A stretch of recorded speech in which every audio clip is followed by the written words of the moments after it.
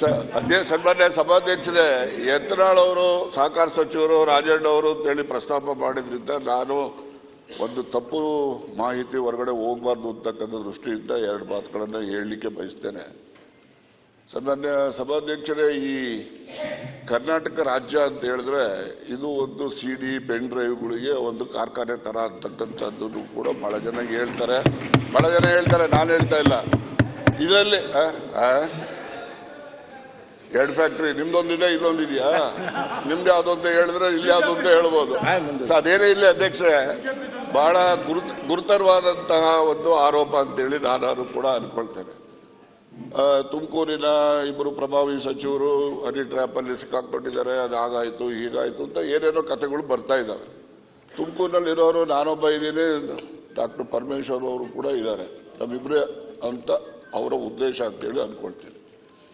ಈ ಸಿಡಿ ಮಾಡ್ತಕ್ಕಂಥದ್ದು, pen drive ಮಾಡ್ತಕ್ಕಂಥದ್ದು, ಇದ್ರ ಬಗ್ಗೆ ಸುಮಾರು ನಿಮ್ಗೆ ಹೇಳ್ತೀನಿ, ನನಗಿರೋ ಮಾಹಿತಿ ಅಂತ 48 ಜನಗಳಿದ್ದಾರೆ, ಒಬ್ರು ಇಬ್ರು ಇಲ್ಲ. ಅಂದ್ರೆ ಒಬ್ರು ಇಬ್ರು ಅಂತ ಹೇಳಿದ್ರೆ ಬರೀ ಇವರೇ ಅಂತಲ್ಲ, ಅವರು ಇದ್ದಾರೆ. ಆದ್ರೆ ಇವೆಲ್ಲ ಬಹಳಷ್ಟು ಜನ ನ್ಯಾಯಾಲಯಗಳಲ್ಲಿ ಇದನ್ನ ಬಹಿರಂಗ ಮಾಡಬಾರ್ದು ಅಂತಕ್ಕಂಥದ್ದಕ್ಕೆ ಸ್ಟೇ ತಗೊಂಡಿರ್ತಕ್ಕಂಥದ್ದು, ಅಲ್ಲೂ ಕೂತವ್ರೆ ಇಲ್ಲೂ ಕೂತವ್ರೆ, ಆ ಪ್ರಶ್ನೆ ಬೇರೆ. ಇದರಲ್ಲಿ ಬರೀ ನಮ್ಮ ರಾಜ್ಯಕ್ಕೆ ಸೀಮಿತ ಆಗಿಲ್ಲ ಅಧ್ಯಕ್ಷರೇ, ಇದು ರಾಷ್ಟ್ರ ಮಟ್ಟದ ಎಲ್ಲಾ ಪಕ್ಷದಲ್ಲಿರ್ತಕ್ಕಂಥ ಮುಖಂಡಗಳು ಹನಿ ಟ್ರ್ಯಾಪ್ನ ಪೆನ್ ಡ್ರೈವ್ಗಳು ಕೂಡ ಇದಾವೆ. ಆ ಒಂದು ದೃಷ್ಟಿನಲ್ಲಿ ನನ್ನ ಮೇಲೆ ಆರೋಪ ಏನಿದೆ, ಅದಕ್ಕೋಸ್ಕರ ಈ ಆರೋಪಕ್ಕೆ ಇಲ್ಲಿ ಉತ್ತರ ಹೇಳಿದ್ರೆ ಅದಕ್ಕೆ ಸರಿ ಹೋಗೋದಿಲ್ಲ. ನಾನು ನಮ್ಮ ಗೃಹ ಮಂತ್ರಿಗಳಿಗೆ ಒತ್ತಾಯ ಮಾಡ್ತೇನೆ, ನಾನು ಒಂದು ಲಿಖಿತ ಕಂಪ್ಲೇಂಟ್ ಅನ್ನು ಕೊಡ್ತೀನಿ. ಆ ಕಂಪ್ಲೇಂಟ್ ಆಧರಿಸಿ ಅವರು ತನಿಖೆ ಮಾಡಿಸ್ಬೇಕು. ಇದರಲ್ಲಿ ಯಾರೆಲ್ಲ ಪ್ರೊಡ್ಯೂಸರ್ಸ್ ಇದ್ದಾರೆ, ಡೈರೆಕ್ಟರ್ಸ್ ಯಾರ್ಯಾರಿದ್ದಾರೆ, ಇವೆಲ್ಲವೂ ಕೂಡ ಹೊರಗಡೆ ಬರಲಿ, ಜನಗಳಿಗೆ ಗೊತ್ತಾಗಲಿ.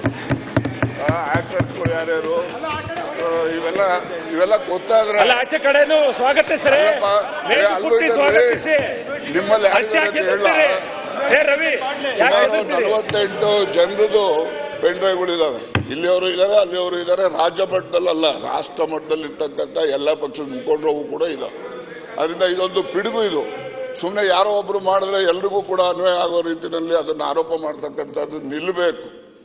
ಜನರುಗಳಿಗೆ ಏನು ಸಾರ್ವಜನಿಕ ಜೀವನದಲ್ಲಿ ಇರ್ತಕ್ಕಂಥವ್ರಿಗೆ ಹೊರಗಡೆ ಗೌರವ ಬರಬೇಕು, ಆ ರೀತಿ ಆಗಬೇಕು ಅಂತಕ್ಕಂಥ ಉದ್ದೇಶದಿಂದ ನಾನು ಗೃಹ ಮಂತ್ರಿಗಳಿಗೆ ಒತ್ತಾಯ ಮಾಡ್ತಕ್ಕಂಥದ್ದು. ನಾನು ಲಿಖಿತ ಕಂಪ್ಲೇಂಟ್ ಅನ್ನು ಕೊಡ್ತೇನೆ. ಅದ್ರ ಮೇಲೆ ಅವರು ಸೂಕ್ತವಾಗಿ ತನಿಖೆ ಮಾಡಿಸಿ ಯಾರೆಲ್ಲ ಇದ್ದಾರೆ, ಅವ್ರು ಯಾರೇ ಇರಲಿ, ಅದು ಎಲ್ಲವನ್ನೂ ಕೂಡ ಸಾರ್ವಜನಿಕರಿಗೆ ಬಹಿರಂಗ ಆಗಬೇಕು. ಸುಮ್ಮನೆ ಪಾಪ ಈ ರೇವಣ್ಣವರು ಅವ್ರದ್ದು, ಅವರ ಇನ್ನೊಂದು ಕುಟುಂಬದ್ದು ಇವೆಲ್ಲ ಬರ್ತವೆ. ಈಗ ನನ್ನ ಮೇಲೂ ಕೂಡ ಅಟೆಂಪ್ಟ್ ಮಾಡಿದ್ದಾರೆ ಅಂತಕ್ಕಂಥದ್ದಕ್ಕೆ ಪುರಾವೆಗಳನ್ನು ಇಟ್ಕೊಂಡಿದ್ದೀನಿ ನಾನು. ಅದ್ರ ಬಗ್ಗೆ ದೂರನ್ನು ಕೊಡ್ತೇನೆ. ಅದಕ್ಕೆ ಗೃಹ ಮಂತ್ರಿಗಳು ಒಂದು ವಿಶೇಷವಾದ ತನಿಖೆಯನ್ನ ಮಾಡಿಸಿ ಯಾರೆಲ್ಲ ಇದ್ದಾರೆ ಅವನ್ನೆಲ್ಲ ಕೂಡ ಬಹಿರಂಗ ಮಾಡಬೇಕು ಅಂತಕ್ಕಂಥದ್ದು ನನ್ನ ಒತ್ತಾಯ. ಮಾನ್ಯ ಅಧ್ಯಕ್ಷ, ದಯವಿಟ್ಟು ಆಯ್ತು.